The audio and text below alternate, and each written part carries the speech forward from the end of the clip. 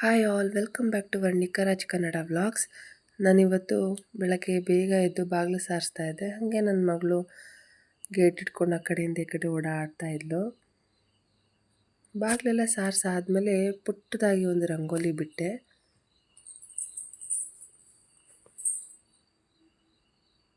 ಆಮೇಲೆ ಒಳಗೆ ಹೋಗಿ ಚಿತ್ರಾನ್ನಕ್ಕೆಲ್ಲ ರೆಡಿ ಮಾಡ್ತಾ ಇದ್ದೆ. ಮೊದಲು ಬಾಣಲಿಗೆ ಎಣ್ಣೆ ಹಾಕಿ ಕಡಲೆ ಬೀಜ ಹಾಕಿ ಚೆನ್ನಾಗಿ ಬಾಡಿಸ್ಕೊಂಡೆ. ಕಡಲೆ ಬೀಜ ಎಲ್ಲ ಫ್ರೈ ಆದಮೇಲೆ ಒಂದು ಸೈಡಿಗೆ ಎತ್ತಿಟ್ಕೊಂಡೆ. ಅದಾದಮೇಲೆ ಅದೇ ಬಾಣಲಿಗೆ ಸ್ವಲ್ಪ ಎಣ್ಣೆ ಹಾಕಿ ಸಾಸಿವೆ, ಜೀರಿಗೆ, ಕಡಲೆಬೇಳೆ, ಉದ್ದಿನಬೇಳೆ, ಕಟ್ ಮಾಡಿ ಇಟ್ಕೊಂಡಿರೋ ಬೆಳ್ಳುಳ್ಳಿ ಹಾಕ್ಕೊಂಡು ಚೆನ್ನಾಗಿ ಫ್ರೈ ಮಾಡಿಕೊಂಡು, ಅದಾದಮೇಲೆ ಕರಿಬೇವಿನ ಸೊಪ್ಪು, ಹಸಿರು ಮೆಣಸಿನ್ಕಾಯಿ, ಕಟ್ ಮಾಡಿ ಇಟ್ಕೊಂಡಿರೋ ಈರುಳ್ಳಿ, ಉಪ್ಪು ಹಾಕಿ ಚೆನ್ನಾಗಿ ಬಾಡಿಸ್ಕೊಂಡೆ.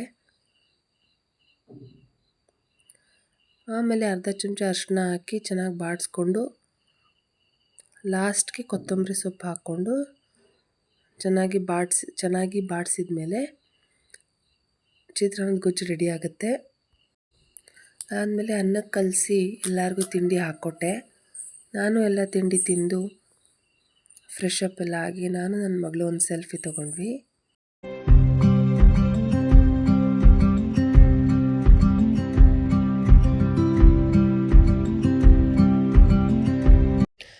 ದೇವ್ರಿಗೆ ಅಂತ ತುಪ್ಪದ ದೀಪ ರೆಡಿ ಮಾಡ್ತಾ ಇದ್ದೀನಿ. ಬತ್ತಿ ಎಲ್ಲ ರೆಡಿ ಮಾಡಿ ಇಟ್ಕೊಂಡು ಅದಕ್ಕೆ ಮನೆಯಲ್ಲೇ ಮಾಡಿರೋವಂಥ ಹಸುವಿನ ತುಪ್ಪನ ಹಾಕ್ತಾಯಿದ್ದೀನಿ. ದೇವರಿಗೆ ಹಚ್ಚಿದರೆ ತುಂಬ ಒಳ್ಳೆಯದಾಗುತ್ತೆ. ಆಮೇಲೆ ಹೊರಗಡೆ ಹೋಗಿ ನೋಡ್ತೀನಿ, ನಮ್ಮ ಗಿಡದಲ್ಲಿ ತುಂಬ ಸುಂದರವಾದ ಒಂದು ದಾಸವಾಳದ ಹೂವು ಬಿಟ್ಟಿತ್ತು. ತುಂಬ ಚೆನ್ನಾಗಿದೆ ಅಲ್ವಾ ಅಂತ ಒಂದು ವಿಡಿಯೋ ಮಾಡಿಕೊಂಡೆ.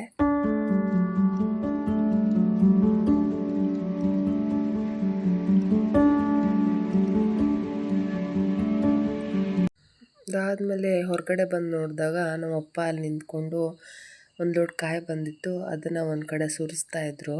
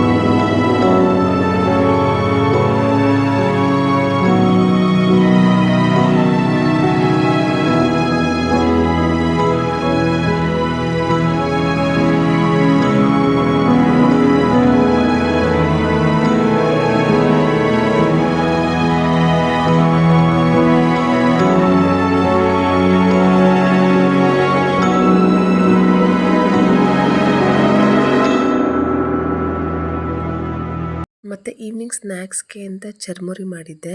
ಚರ್ಮುರಿಗೆ ಪುರಿ, ಕಟ್ ಮಾಡಿ ಇಟ್ಕೊಂಡಿರೋ ಈರುಳ್ಳಿ, ಟೊಮ್ಯಾಟೊ, ತುರಿದಿಟ್ಕೊಂಡಿರೋ ಕ್ಯಾರೆಟ್ ಮತ್ತು ಕಟ್ ಮಾಡಿ ಇಟ್ಕೊಂಡಿರೋ ಕೊತ್ತಂಬರಿ ಸೊಪ್ಪು, ಉಪ್ಪು ಹಾಕಿ